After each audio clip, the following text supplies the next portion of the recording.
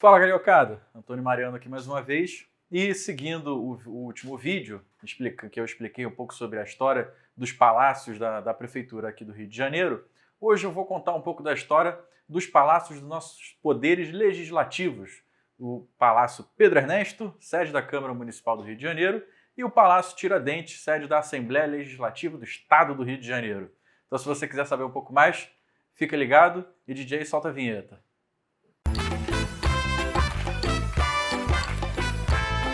Em primeiro lugar, Palácio Pedro Ernesto, sede da Câmara Municipal do Rio de Janeiro, ou mais conhecida como simplesmente Câmara dos Vereadores.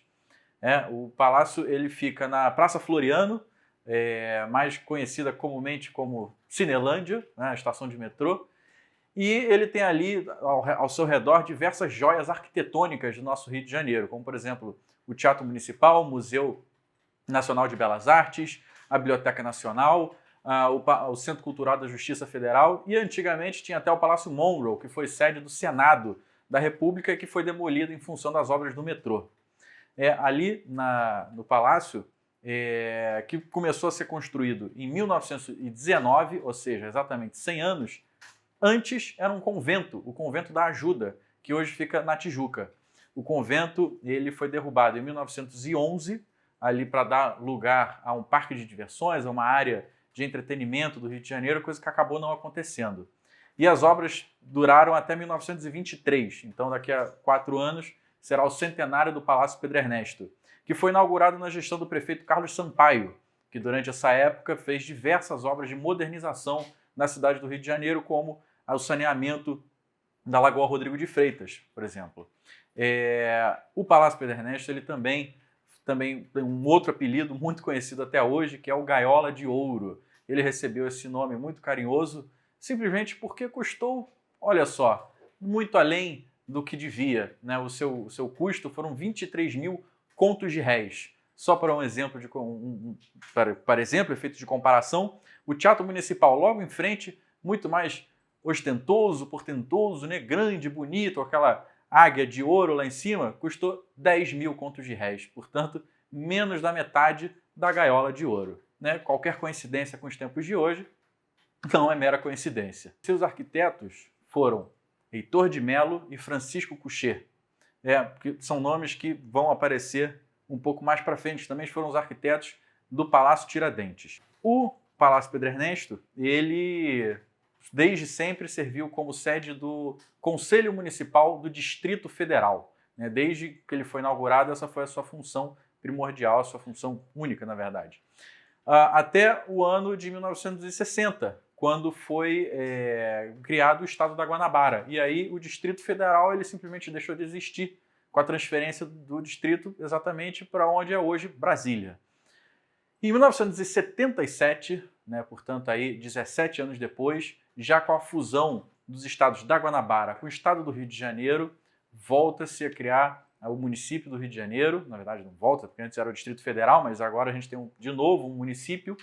E aí é de fato, então, de vez criada a Câmara Municipal do Rio de Janeiro, que vigora até hoje, já está aí na sua 10ª legislatura. Mas e quem é Pedro Ernesto? Pedro Ernesto ele foi o primeiro prefeito eleito da cidade do Rio de Janeiro. Ele foi médico sanitarista, ele teve diversas obras na área da saúde e educação na sua época, morreu em 1942 e antes disso, antes de abandonar a política, ele até mesmo foi cogitado como um possível candidato a presidente da República, mas teve o seu mandato cassado por acusação de ser comunista. Pedro Ernesto tem ali um busto dele na escadaria principal da Câmara Municipal, lá dentro, assim que você entra, você tem um busto dele em homenagem. E Pedro Ernesto também é o nome da maior honraria que a Câmara Municipal concede à população, à sociedade. Se chama medalha Pedro, na verdade, conjunto de medalhas Pedro Ernesto, que é dado a quem se destaca por seus trabalhos de relevo, tanto na sociedade brasileira e até mesmo internacional. Ali, a região da Câmara, Cinelândia, mas principalmente na sua escadaria externa, até hoje, desde sempre até hoje, é um dos principais focos de protestos políticos. Junto com a Igreja da Candelária, praticamente todos os protestos no Rio de Janeiro são marcados ali, ou como eu disse, na Candelária. E, enfim, daqui para frente existem ideias de transformar a Câmara num centro cultural ou até mesmo no museu e transferir a sua sede para um novo edifício que viria a ser construído. Isso até foi cogitado, foi dado um início a esse processo há alguns anos atrás, ainda na gestão do ex-prefeito Eduardo Paes. Comprou-se um terreno onde hoje é a Cidade Nova, ali perto da prefeitura, mas esse processo foi desfeito. Então hoje ainda não passa do plano das ideias e a Câmara continua ali com seus 51 vereadores apinhados no edifício anexo, no aluguel dos edifícios ao lado, mas está lá desde 1923 funcionando a pleno vapor. Agora, o Palácio Tiradentes, sede da Assembleia Legislativa do Estado do Rio de Janeiro. Esse tem uma história um pouco mais antiga, remete aí a 1631, quando existia um edifício que tinha um nome de Cadeia Velha. Na verdade, ali não era só cadeia, era também a sede do Poder Legislativo. Era muito comum na coroa e nas colônias portuguesas que a sede do Poder Legislativo local e as cadeias ficassem no mesmo lugar. E depois de tanto tempo, né, já que, enfim, 1600, o edifício acabou recebendo esse apelido carinhoso de Cadeia Velha.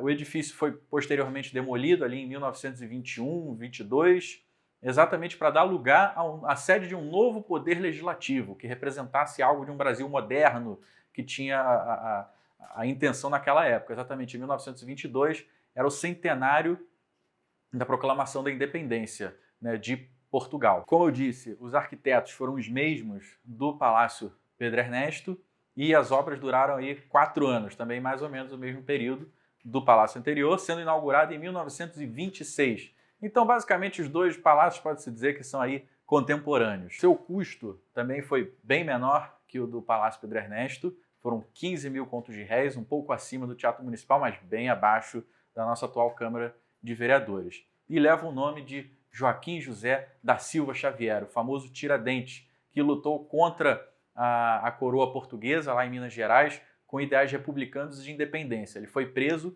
e ele ficou preso exatamente nessa cadeia velha nos anos 1700. Então, por isso, em homenagem a seu espírito republicano independentista e por ter ficado preso naquele local, é por isso que o palácio leva o seu nome. E tem até também, como do Palácio Pedro Ernesto tem um busto do Pedro Ernesto, em frente ao Palácio Tiradentes tem ali a estátua de Tiradentes. Quem passa na rua 1º de Março, aqui no centro do Rio, vê ali bem grande a estátua do Pedro Ernesto com a corda, né, do julgamento de quando ele foi enforcado. Em 1937, quando Getúlio Vargas declara aí o Estado Novo e impõe a sua ditadura, ele manda fechar a Câmara dos Deputados, né, que ali era a sede da Câmara dos Deputados da República do Brasil, e instala ali o Ministério da Justiça e o Departamento de Imprensa e Propaganda, que à época era o departamento que controlava a censura, a imprensa, né? Controlava os meios de comunicação e de informação. Em 1945, ela volta a abrigar na Câmara dos Deputados e ali a Assembleia Constituinte. E aí fica até 1960, quando Juscelino, então, transfere a capital para Brasília, a Câmara, então, vai para Brasília e a partir daí ela se transforma na ALEG, a Assembleia Legislativa do Estado da Guanabara, e que dura até 1975, quando houve então a fusão, como eu já falei anteriormente, com o Estado do Rio de Janeiro. A partir dessa fusão, a Alerj, que antigamente ficava em Niterói, né, onde hoje é a Câmara Municipal de Niterói, ela passa a ser instalada no agora Palácio Tiradentes e está ali até hoje, desde 1975 até hoje, a Alerj está ali.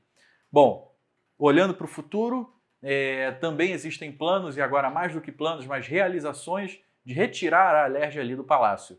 Na verdade, segundo as previsões, a Alerj deve ir para o Banerjão já no final deste ano, ali em outubro, novembro. Banerjão, o edifício do Banerjão, como ele é conhecido, fica ali do lado do Buraco do Lume, aqui no centro, do lado do edifício Garagem, e ali serão, então, todos os gabinetes de deputados, o plenário, todos os órgãos da casa, e o palácio, ele já aí nos seus 95 anos, mais de 90 anos, mais ou menos, vai virar um museu e um centro cultural. Para quem não conhece nenhum dos dois, vale muito a pena a visita.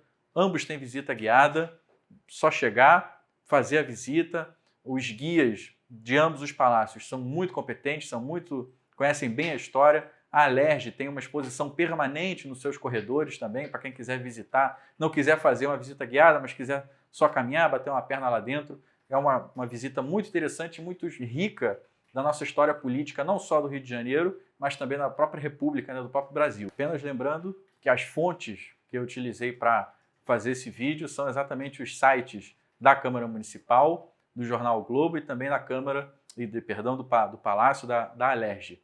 Né? Para quem quiser pegar mais informações, tá tudo lá.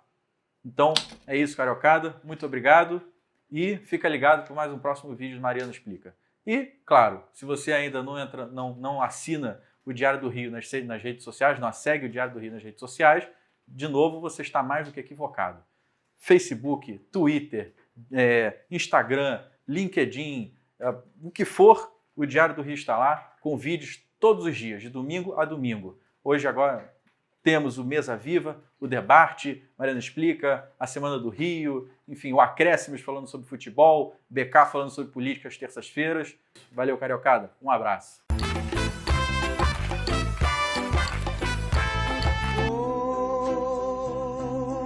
E agora, o pensamento da semana.